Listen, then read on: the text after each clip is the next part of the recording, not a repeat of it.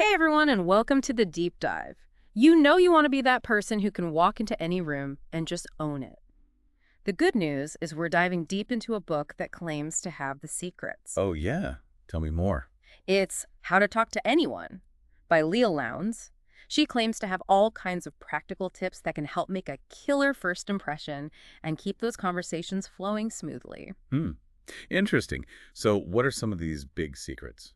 Well, she really emphasizes how important the first few seconds are, like when you first meet someone. In fact, she even compares it to launching a rocket from Cape Kennedy.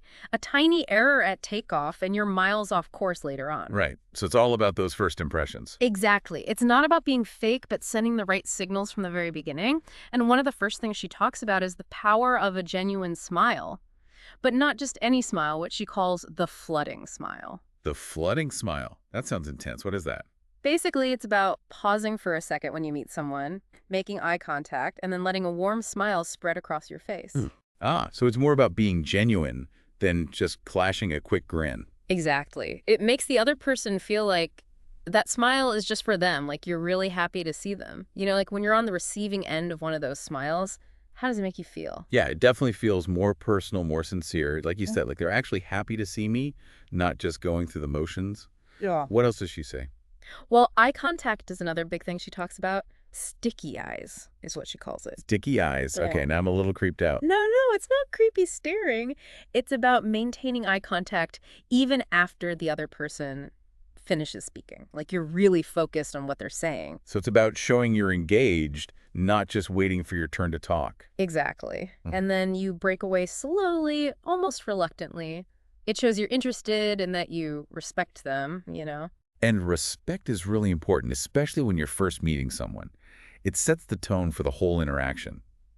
But what about those situations where you really need to make an impact, like, say, a job interview or something? Does she talk about that? Oh, yeah. For those types of situations, she talks about something called epoxy eyes. It's like that super intense gaze, you know? Oh, wow. Okay, maybe I should practice that one before my next big presentation. Yeah, that one's a bit more situational. But moving on from eyes, Lance also talks about the importance of good posture.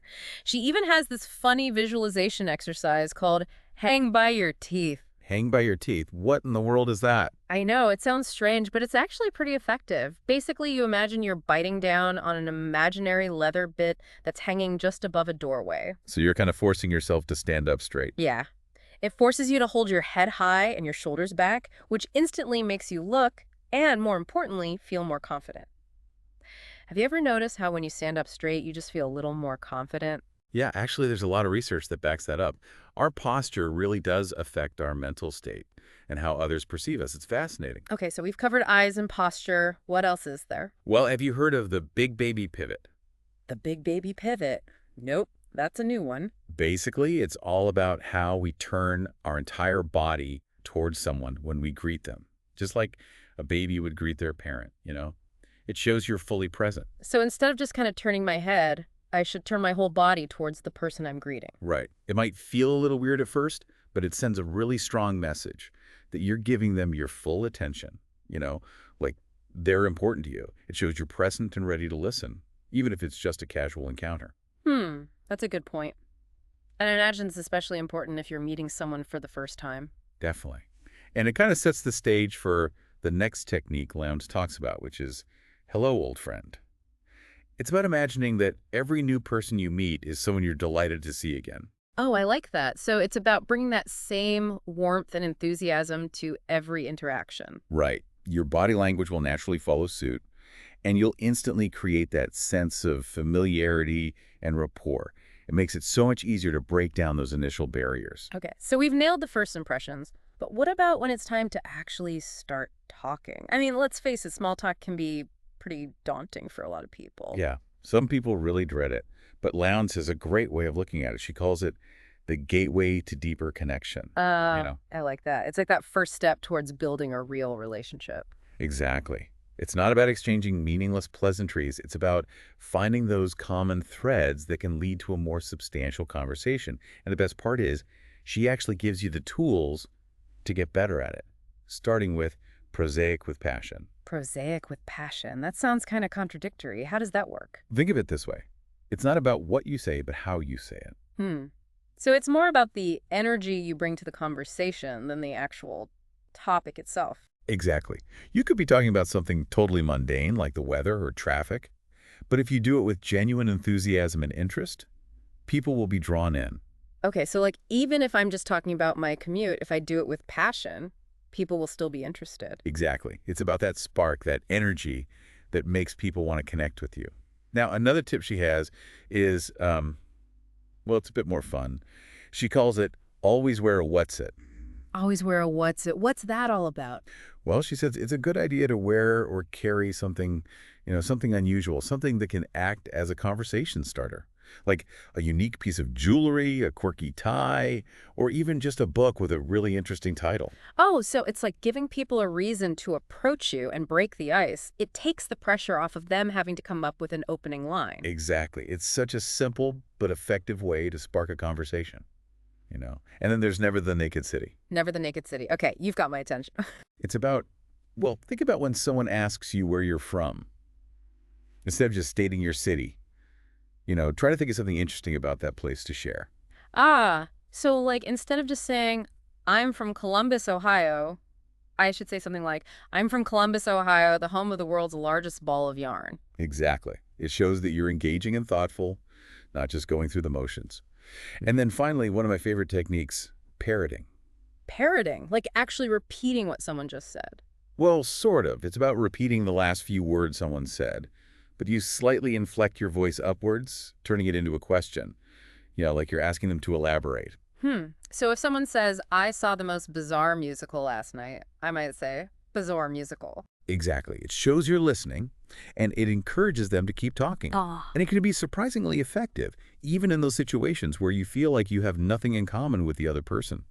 Lowndes tells this great story about how she used parroting to keep a conversation going with a guy who was talking about, well, a musical she found rather strange. But because she kept asking questions and showing genuine interest, he was totally captivated. It's amazing how those small things can make such a big difference in how a conversation flows. So we've covered a lot of ground here, from making killer first impressions to mastering the art of small talk. But we're not done yet. Next time, we'll explore even more techniques from how to talk to anyone for taking those conversations to the next level and really connecting with people on a deeper level. So stay tuned. Welcome back, everyone. So last time, we talked about those all-important first impressions and how to make small talk, less awkward. But what about going deeper, really connecting with people? Lowndes actually calls it creating instant intimacy. Oh, that sounds, well, a little intense, but I'm definitely intrigued. Yeah, me too. And don't worry, it's not what you might think. It's about building rapport and trust, ethically, of course. But it's about doing it quickly, kind of like fast-tracking that connection. Okay, so how do we do that? Well, one of the first techniques she talks about is called echoing, and it's kind of like taking that parroting thing we talked about to a whole new level. Oh, yeah, I remember that. Repeating the last few words to show you're listening. Exactly. But with echoing, you're actually paying attention to the specific words people use and mirroring that language back to them. So, like, if someone says they're feeling overwhelmed, I should use the word overwhelmed instead of just saying stressed or busy. Right. It's like you're speaking their language, which makes them feel understood. That's so interesting. It's subtle, but it makes a lot of sense.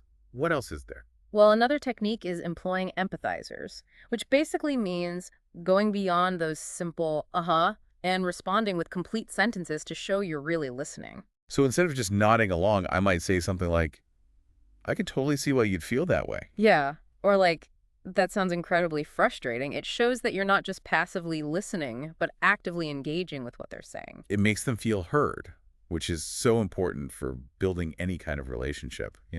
Absolutely.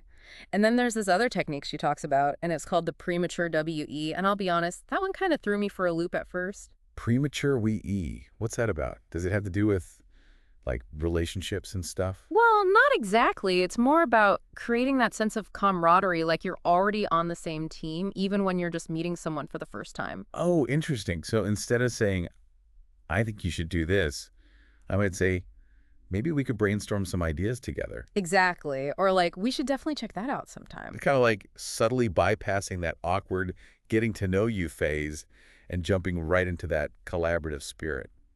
Clever. I know. And she even suggests using this technique in like formal settings, like business negotiations. Wow, that's pretty powerful stuff. So we've talked about creating that instant connection, but what about something a little more, I don't know, tangible, like giving compliments? Oh, yeah. That's a big part of the book, too. And she actually makes a really important distinction between genuine compliments and, that kind of insincere flattery that can backfire. Oh yeah, for sure. There's nothing worse than a compliment that feels fake. Right. And here's where it gets really interesting. She says that compliments can actually be even more effective when they're not delivered directly to the person. Wait, what? How does that even work? Well, she calls it carrier pigeon kudos. Like, Uh, imagine you overhear someone praising your friend Tara. Instead of just keeping it to yourself, you make sure to tell Sarah what you heard. Oh, I see. So you're like a messenger of good vibes. It's like a little gift you can give someone, and it makes the compliment feel even more genuine because it's coming from a third party. Exactly. It's like you're spreading positivity by word of mouth. And then she has another technique, accidental adulation, which is all about, well, it's kind of like complimenting someone without actually complimenting them directly. Okay, now you've got to explain that one. How do you compliment someone without complimenting them? Well, it's more about implying something admirable about the person.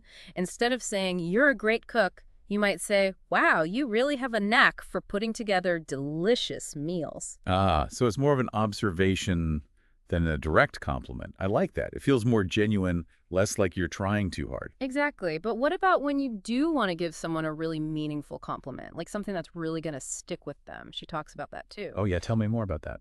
Well, she calls it the killer compliment, and it's reserved for those people you really want to make a lasting impression on. The key is to be specific, find something unique about them to praise, and you save it for the end of the conversation. So instead of just saying, it was nice meeting you, I might say something like, you have such a calming presence. I really enjoyed our conversation. Perfect. It's personal, specific, and it'll definitely stick with them.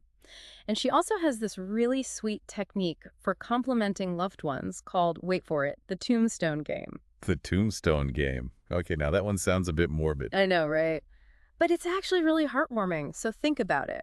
What would you want your tombstone to say? The qualities you most want to be remembered for. That's a good question.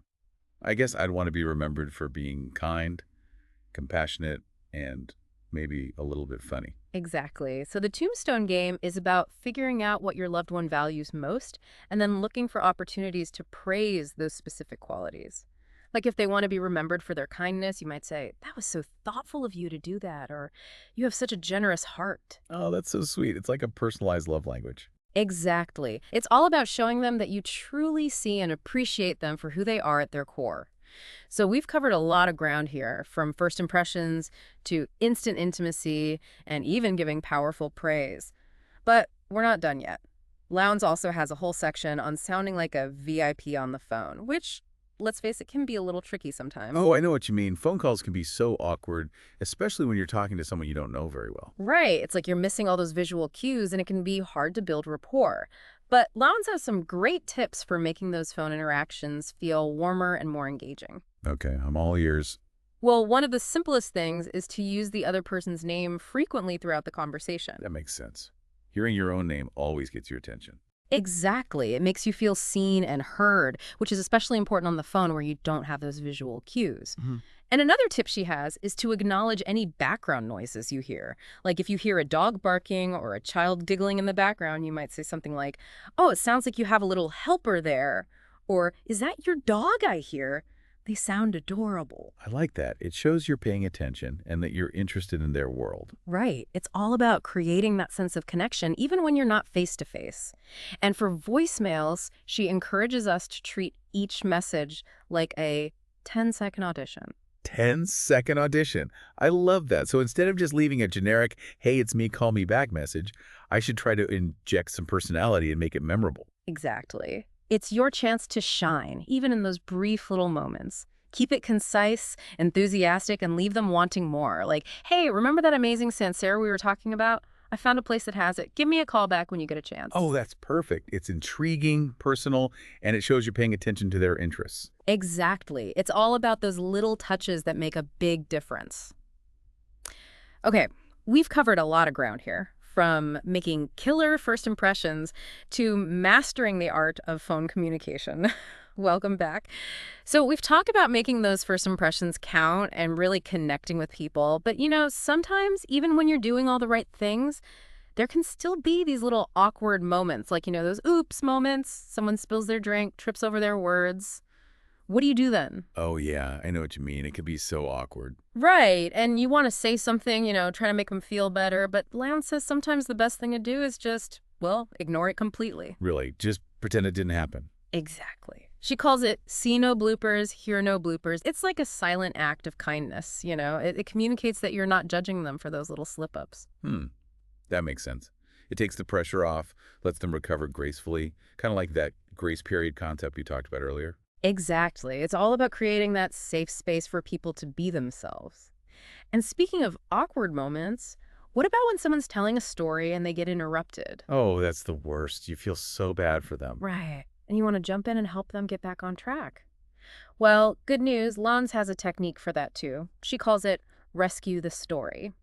So once the interruption is over, you gently guide the conversation back to them. You might say something like, so what happened next? Or, please go on, I want to hear the rest of your story. It shows that you're genuinely interested and that you value their input. It's a small gesture, but it can really make a difference. I think so too. It's like you're saying, your story matters and I want to hear it. Okay, so we've covered those awkward moments. But what about favors? Asking for them, granting them, it can get a little tricky sometimes, right? Yeah, I always feel a little weird asking for favors, like I'm putting someone out or something. Yeah. Me too. But Lowndes actually says that denying someone the opportunity to do you a favor can be a disservice to them. She says doing favors can actually make people feel good. Wait, really? How so? Well, she says it strengthens bonds and creates a sense of reciprocity. So by being too proud or independent to ask for help, you might actually be depriving the other person of a chance to feel good. I never thought of it that way. It's like you're giving them a gift by letting them help you. Interesting. Right. So it's not about being needy. It's about giving someone the opportunity to feel generous and helpful. But of course, when you do ask for a favor, be clear about what you need and how important it is to you. Yeah. And always show your appreciation. Absolutely. It's all about respect and reciprocity. What else does Lowndes talk about? Well, she talks about these things called safe havens. Like there are certain times and places where even the most opinionated people should hold back a little bit. Oh, yeah, for sure. Like, you probably shouldn't bring up politics at a wedding, right? Exactly. That's a great example. She specifically mentions parties. Parties are for socializing and having fun, not for airing grievances or getting into heated debates. Right. It's like an unspoken agreement to keep things light and festive. And another big one is the dinner table. Dinner is for, well, dining, not for deal-making or conflict resolution. Yeah, I can see that. It's about savoring the meal and enjoying the company of the people around you. Exactly. It's about respecting that shared experience. And then she talks about those chance encounters you have with people, especially in professional settings, like running into your boss at the coffee shop or the grocery store. Oh, yeah. What do you do in those situations? Yeah. Do you, launch into a full-blown presentation about your latest project? Definitely not. Lowndes says those brief encounters are for pleasantries. Just a quick hello, how are you? It's about being mindful of the context and respecting boundaries. It's like read the room, pick your moments. Exactly. Well, we could keep going, but unfortunately, our time is up. And wow, this has been such an incredible deep dive. I feel like I've learned so much about the power of communication. Me too. It's amazing how those subtle shifts in our words and actions can make such a big difference in how we connect with others. It's all about being mindful, respectful, and intentional with our communication. Couldn't have said it better myself. So thanks for joining us on this incredible journey. And remember, communication is a skill we can always continue to refine and improve. Absolutely. So go out there and have those amazing conversations. We'll be back next time for another deep dive into a topic that will transform your life. See you then.